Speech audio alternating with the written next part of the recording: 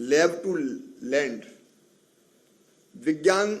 वैज्ञानिक किसान तक जानकारी बहुत जल्दी कैसे पहुंचा सके। नहीं तो एक रिसर्च होता है, बरसों लग जाते हैं किसान तक पहुंचने में। तो एक आधुनिक कृषि चौपाल अक्टूबर में हम प्रारंभ करने वाले हैं।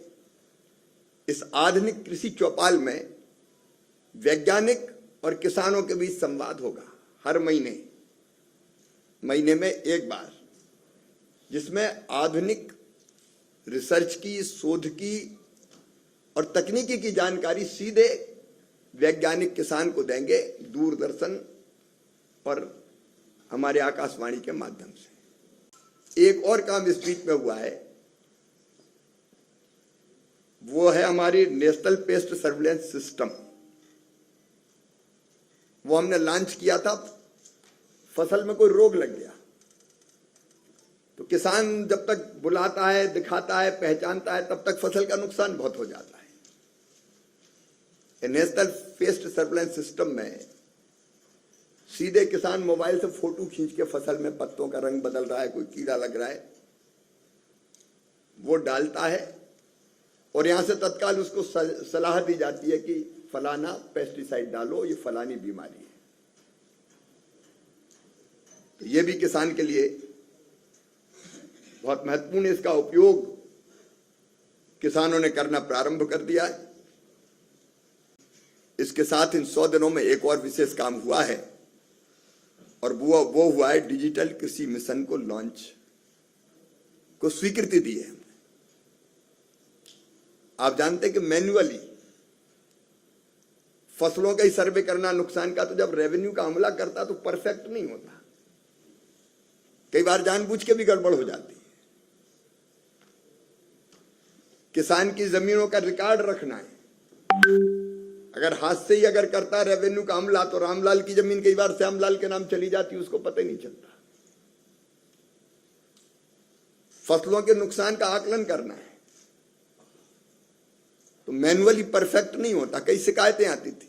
रिमोट सेंसिंग जैसी टेक्नोलॉजी का इस्तेमाल करके होगा। इसमें हर किसान की एक अलग पहचान होगी, किसान पहचान। राज्यों के साथ मिलके भी हम इस काम को जल्दी करना चाहते हैं और हमारी अभी कई राज्यों के साथ 19 राज्यों के साथ डीपीआई के निर्माण के लिए समझौता हो गया है। यह भी किसान के लिए बहुत क्रांतिकारी साबित होगा, उसके लाभ के लिए।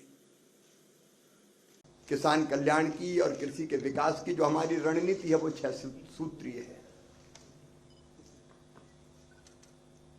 एक, उत्पादन बढ़ाना। पर हेक्टर यील्ड कैसे बढ़े, और पिछले दिनों जो फैसले किए गए उसमें एक प्रमुख फैसला था 65 फसलों की 109 प्रजातियों के नए बीज प्रधानमंत्री जी ने किसानों को समर्पित किए थे। और वो किसी हाल में नहीं, खेत में जाके ही किए थे। मित्रों, आप सब जानते हैं क्लाइमेट चेंज, ग्लोबल वार्मिंग के कारण नई चुनौतियां कृषि के सामने भी है। और कई बार सूखा और कहीं बाढ़, कई राज्य तो ऐसे हैं कि जो बाढ़ और सुखाड़ दोनों का सामना करते हैं। वैसी परिस्थितियों में अगर तापमान बढ़े तो भी उत्पादन ना घटे और बेहतर उत्पादन हो। जल भराव की स्थिति में कैसे बेहतर उत्पादन हो सकता है,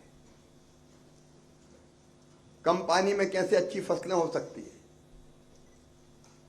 फसलों पर लगने वाले जो रोग हैं, कीट इत्यादि लगते हैं, उनका मुकाबला कैसे कर सकते हैं। ऐसी बीजों की ये वैरायटी हमने किसानों को समर्पित की